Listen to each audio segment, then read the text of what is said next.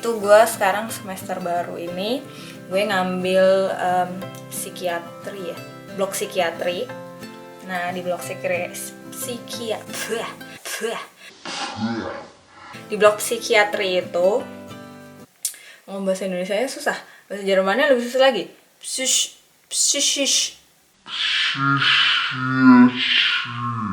Ya gitulah. Oke, di blok psych ini dibagi jadi 12 minggu. Ya, 11 minggu kuliah, terus minggu ke-12 ujian. Nah, sekarang gue masuk ke minggu kedua. Minggu kedua ini gue ada tugas. Tugasnya itu kita ikutan di praktek dokter gitu. Nah, si house arts ini, nah bagian apa yang gue datang itu dia spesialisnya Allgemein Medizin, jadi dokter umum tapi spesialis. Di sini dokter umum pun harus punya spesialis, itu ada susternya juga di sana. Jadi kalau di praksis itu rata-rata kayak ada susternya nanti yang ngebantuin dia misalnya kalau butuh ambil darah, kayak misalnya cek EKG gitu-gitu. Terus ada satu lagi, gue nggak tahu sih itu yang suka ada di resepsionisnya gitu, tapi dia juga bisa melakukan hal-hal gitu loh. Ini belajar belajar cara masang EKG sama Douglas Ono. Udah gue update-nya sekian dulu aja, nanti diterusin.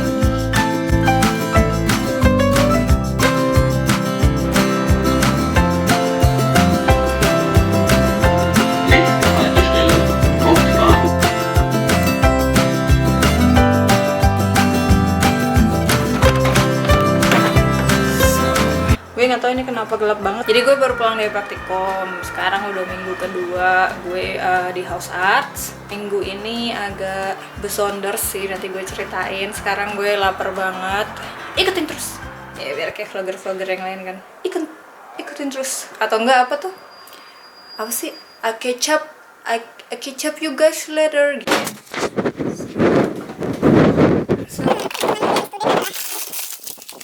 Kalau lu malas masak, tinggal beli yang beku-beku nih, misalnya tinggal keluarin dari freezer, taruh di fane, masukin, jadi deh.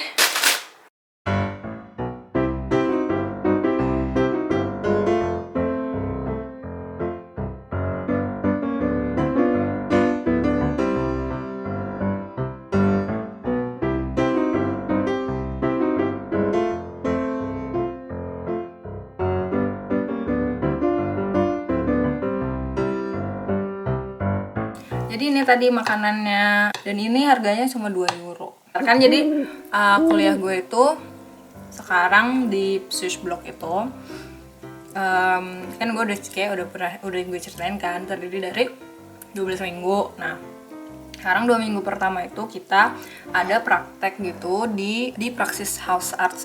Gue kan satu blok ini kebetulan ber-18 doang. Terus kita semua kayak per orang gitu dapat praksis masing-masing gitu. Nah, 2 minggu kita harus di sana. Terus ya udah, minggu pertama itu dokternya kayak ngapain kita ngikutin. Dia lagi di Sprechstunde, ya udah kita di sebelahnya. Terus dia kadang-kadang nanya, terus dia ngejelasin gitu-gitulah pokoknya. Terus itu udah kan, terus minggu pertama baru gitu doang. Minggu kedua gue udah boleh kayak nyobain buat nyuntik sendiri kayak gitu. Terus kayak kadang-kadang di situ juga ada orang-orang yang pokoknya kayak check up gitu. Terus gue udah boleh ngelakuin sendiri check up-nya, udah boleh kayak meriksa sendiri. Itu biasanya kalau hari Rabu itu kalau di Jerman, nggak tahu setahu gue sih katanya di mana-mana cuma sampai jam 12. Tapi kadang-kadang tuh dokternya suka ada Hausbesuch, Heimbesuch gitu-gitulah. Jadi kalau Hausbesuch maksudnya dokternya nyamperin ke rumah pasiennya gitu. Terus kalau enggak ke tempat Pflegeheim gitu loh. Jadi kalau di sini tuh setiap orang punya house arts-nya sendiri. Biasanya emak gue kalau sakit atau ada keluhan apa, dia nggak ke praktek dokter. Kadang-kadang sih ya, cuma dia tuh biasanya kayak ke rumah sakit di polikliniknya gitu ya kan. Tapi kalau di sini tuh kalau misalnya lo kenapa-napa, pasti yang pertama kali lo temuin tuh house arts lo gitu. Yang gue tangkap juga, jadi tuh si dokter gue ini di tempat gue praktek, dia tuh udah 30 tahun kerja di buka praktek gitu. Dia tuh masih inget aja sama pasien-pasiennya. Suster-susternya juga dia kerja udah lama banget sama dia. Jadi tuh ya kalau misalnya ada orang sakit datang kayak tetangganya aja gitu lagi sakit. Terus gue tuh disuruh juga buat bikin namanya Epic Reserve. Itu universitas gue yang nyuruh. Jadi kayak misalnya kita ngambil dari 2 minggu itu kita ngambil kayak satu pasien, kita harus bikin semacam laporan gitulah. Terus hari ini gue ceritanya mau ngelanjutin lagi Epic Reserve-nya, laporannya. Terus besok gue kasih dia lagi untuk dikoreksi. Gitu deh. BTW, makan sambil ngobrol itu bahaya coy. Ini gue bisa menghabisin 1 paku. Kalau emak gue nonton, nangis kali dia.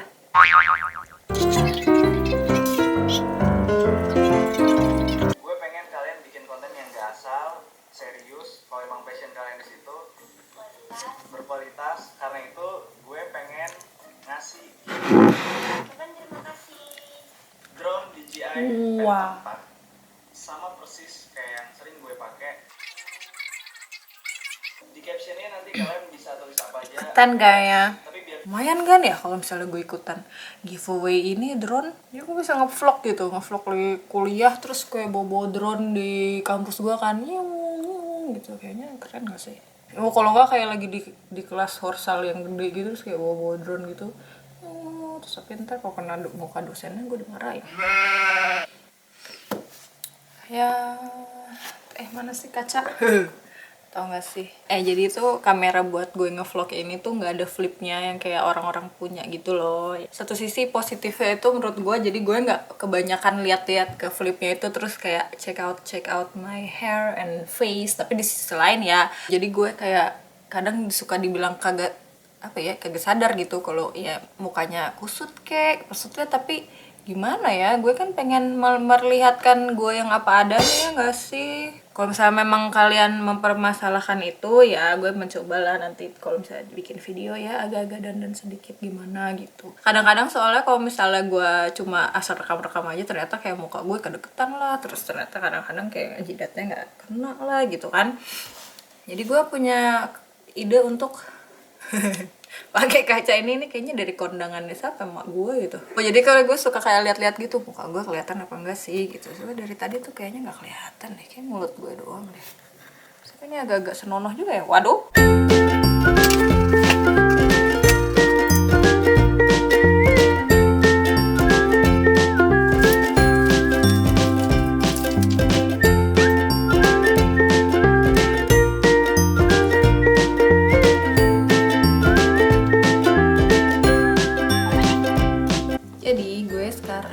Sebenarnya nggak lagi ngapa-ngapain ya, biar kayak lagi ada kegiatan aja gitu, sosok ngetik.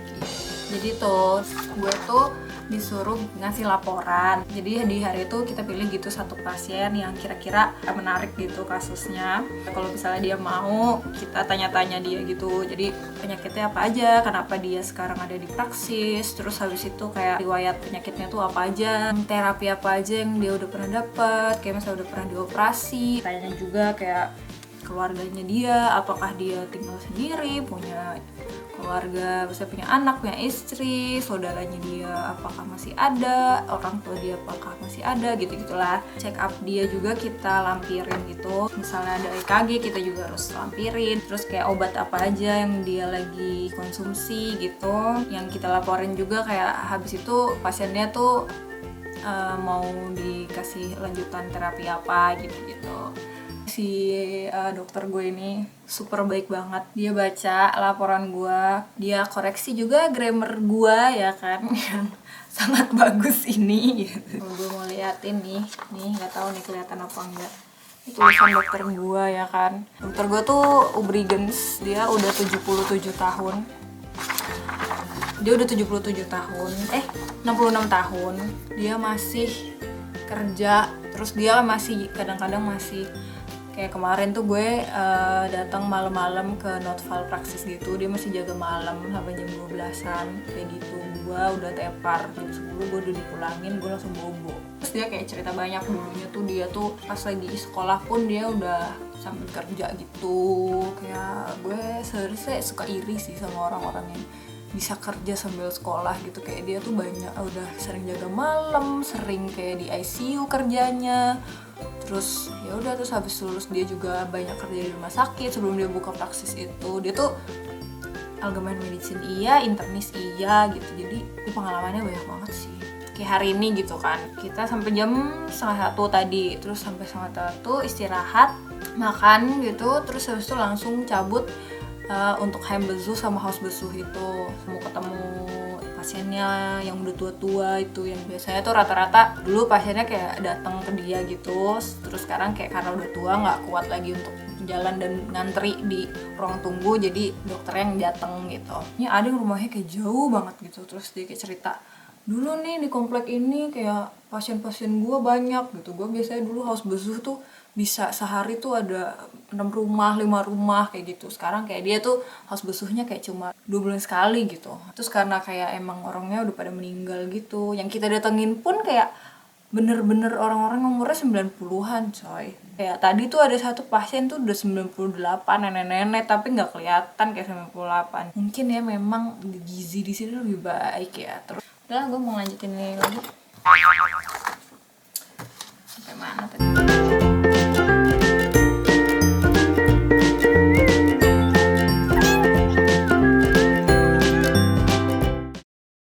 Halo, jadi hari ini hari terakhir gue praktikum. Gue kayaknya cuma mau ngerekam aja perjalanan gue ke sana, terus sampai sana di hari terakhir gue ini pokoknya.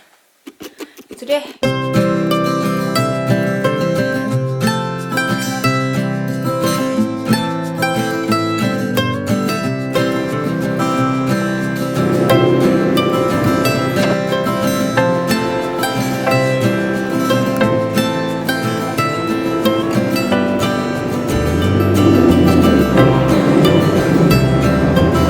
Übergang zu allen S- und U-Bahn-Linien.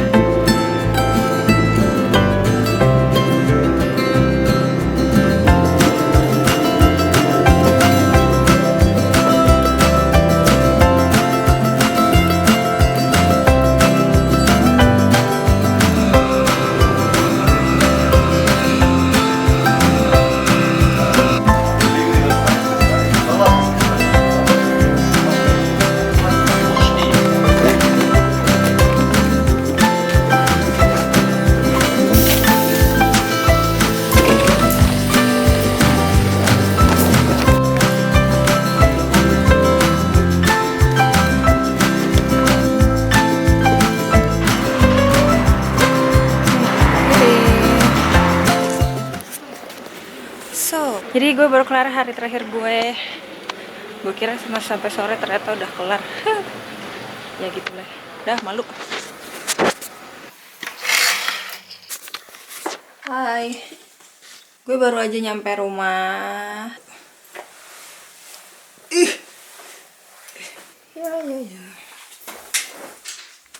So, jadi gue tuh tadinya mau ngasih ini. Ceritanya ini tuh tadinya puding gitu loh. Puding coklat. Tapi dia sekarang jadi puding coy, karena dia lembek. Makannya dia sendiri. Tuh, cantik ya. Coba kalau misalnya kita potong tuh nggak jadi puding. Iya, jadi tuh biasanya kalau misalnya habis kayak praktikum di dokter gitu kan, misalnya praktikum di dokter atau di rumah sakit gitu, biasanya kan kayak sebulanan gitu, kayak ada tradisinya biasanya kayak bawain kue lah, tapi biasanya kayak ngebakam sendiri gitu. Terus gue tuh rencananya pengen bawain puding, cuma ternyata gagal, jadi akhirnya gue beli di bakery. Jadi hari ini terakhir gue praktikum, gimana ya kesannya? Positif banget sih. Kalau dari gue sendiri ya, kagak tahu udah mereka bagaimana. Di praksis tuh gue banyak belajar, dokternya baik banget, biarin gue.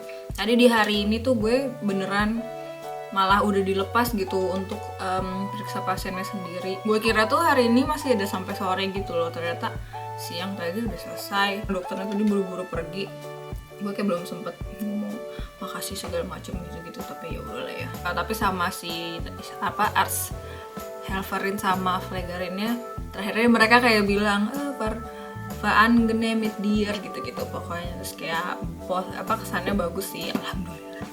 Kadang itu yang kayak praktek yang kayak gini tuh bagus ya untuk latihan, bagus banget menurut gue, karena kayak di dunia nyata kan lo akan ketemu banyak orang, apalagi gue gitu dengan orang bisa dibilang keterbatasan bahasa juga kan, ketemu orang-orang. Kalau lo udah kerja, dia akan menjadi partner kerja lo. Jadi nanti kalau misalnya ketemu mitarbeiter yang nggak nyambung atau ngeselin ya, di Indo juga pasti ada kan. Jadi kayak udah tough gitu.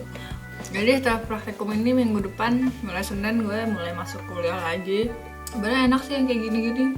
Jadi kayak belajarnya dapat, prakteknya juga dapat gitu. Kalau minggu depan tuh udah masuk kuliah lagi, ketemu lagi dengan teori lagi. Ya jadi sekian vlog gue kali ini tentang praktikum gue di Praxis. Makasih udah nonton, yang komen, yang subscribe. Terima kasih banyak. Ya kalau misalnya pengen terus tahu tentang perjalanan gue, males sih ngomong kayak gini, gue nggak bisa. Pokoknya ya yang pengen terus mengikuti keseharian gue kuliah kedokteran di sini, tetap subscribe, komen sih, maksudnya kayak biar gue tahu gitu kalian suka nggak sih vlog-vlog yang kayak begini, atau lebih suka yang jalan-jalan kayak gitu. Pokoknya ditunggu komennya, ditunggu kritik sarannya. Terima kasih banyak, sampai berjumpa lagi di video selanjutnya. Dadah.